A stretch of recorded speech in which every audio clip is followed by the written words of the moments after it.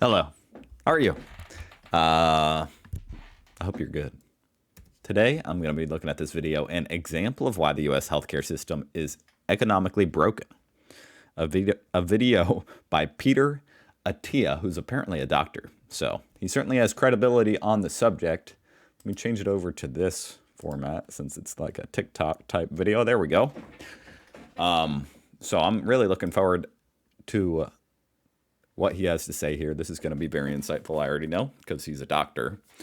So he's got maybe a story here, something to tell. Should be interesting. I've definitely been on a healthcare kick as far as the United States.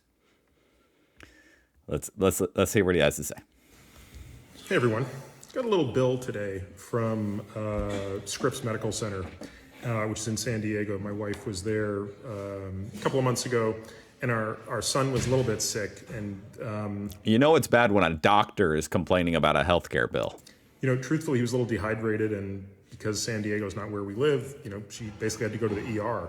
Because I was a little worried about him. I wanted to make sure, he wasn't too dehydrated. I'm surprised he didn't go to the urgent care because it's much cheaper. But maybe it was. I mean, if when it comes to your own children, you're pretty much willing to do anything to get them seen quickly. Then again, going to an ER sometimes takes 9 hours to be seen. So anyway, I digress. So anyway, we got the bill today for this, and I'll just share with you what the total amount was. Obviously, there's going to be some adjustments, and I want to kind of walk through the scam of the I'm ready. healthcare system. So the total bill was just under $6,000. It was $5,900. I want to point out what was done during this ER visit.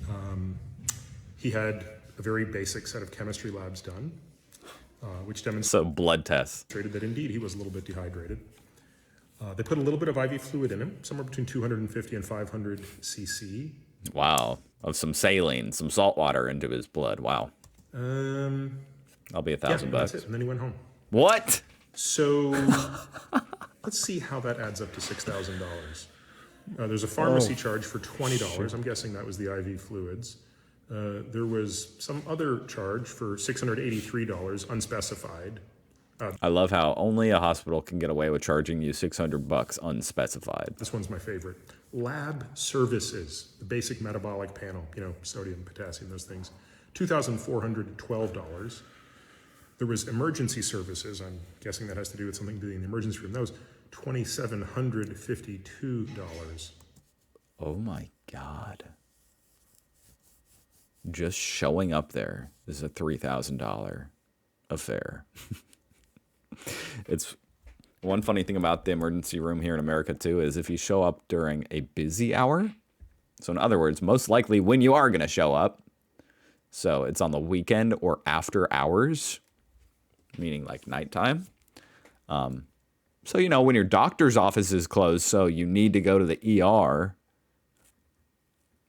it's a much more expensive bill. It's a huge fee. Now, astonishingly, our insurance company, Aetna, decided that they would be willing to pay about 4,000 of those dollars. It's all such a scam, like they're just billing. They bill that high knowing the insurance is going to pay for, or has to pay for that amount. And which left us with a $2,000 bill, which I suppose we have no choice but to pay. And obviously we're fortunate enough that we can pay that. But I think what this illustrates is only $2,000. The leading cause of personal bankruptcy in the United States is what? Health insurance, or rather lack of insurance or underinsurance. And basically it's health. I hate the term underinsured. That's so stupid. Even if you are insured, you can still go bankrupt by healthcare. How ridiculous. That should be illegal in some way or another. Healthcare issues. Like that. Insurance should be illegal. And I will say this, I'm not one of those people who came to the United States from a country like Canada who thinks, healthcare is horrible here and I wish it was socialized like Canada. No, that's not the case at all. In fact, I think a single payer system has many problems. Okay. But I think this is the single greatest problem of the U.S. healthcare system. That's an interesting take. I appreciate the honesty and the nuance there. He's not necessarily just saying, the United States healthcare system sucks and it needs to be exactly like this other people's. But he's saying, regardless, it still does, something is very wrong with it. So I don't know if he's going to have an opinion on a solution. Which is that you have a completely artificial set of costs that are a part of everything. And this is why you see we pay 3 times per capita in health care what any other country pays in the developed world. And it's why, although it gets some attention, probably not enough attention, while there are lots of things that are fiscally irresponsible about the United States, there are probably none more than this.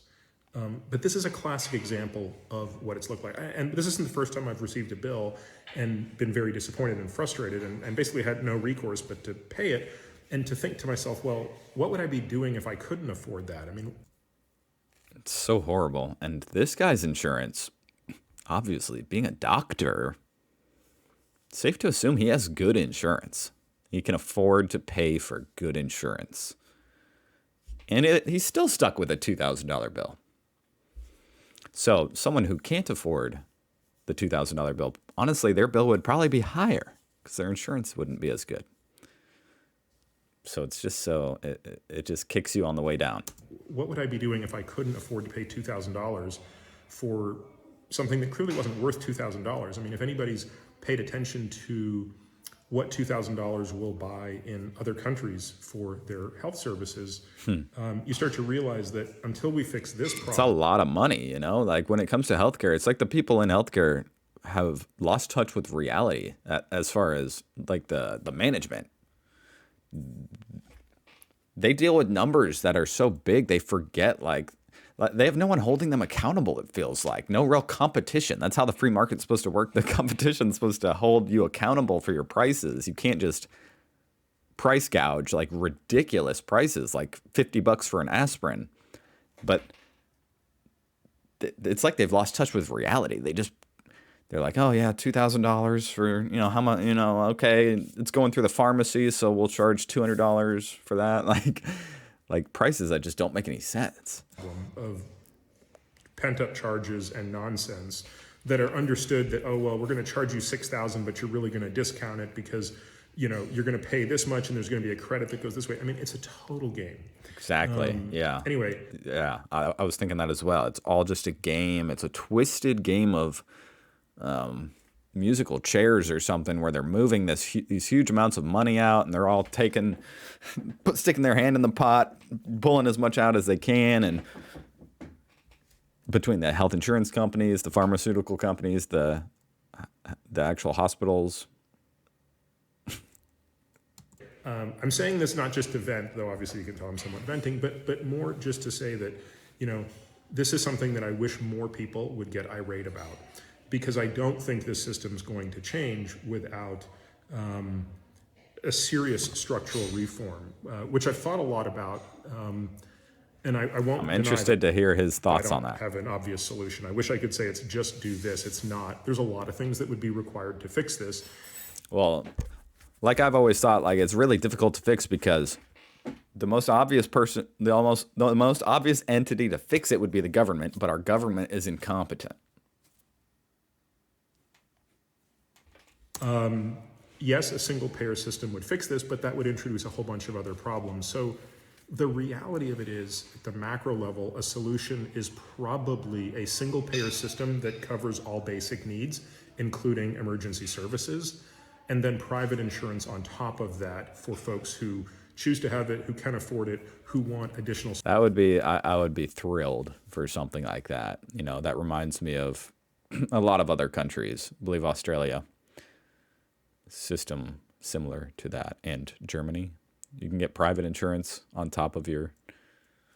I'll have to refresh myself on those. Services that go beyond basic coverage. But again, I will reiterate that the leading cause of personal bankruptcy in the United States is medical expenses. And it's easy to understand why when you see these kind of nonsensical bills that truly make no sense at all. There's nothing about drawing a basic metabolic panel and giving IV fluids that warrants a $6,000 charge if you live on the planet Earth. Yeah, these people don't live on planet Earth anymore, I'm afraid. The people making those decisions on how much that should cost. They don't even seem to think about it as being a cost between the patient and the hospital. They see it as like a game, like I said, like he said, between them and the insurance company, and it's twisted. Anyway, that was a really interesting perspective from Peter Attia. Go check out his channel, link down below. Thank you for watching. You guys are the best. I'll see you guys tomorrow. Goodbye.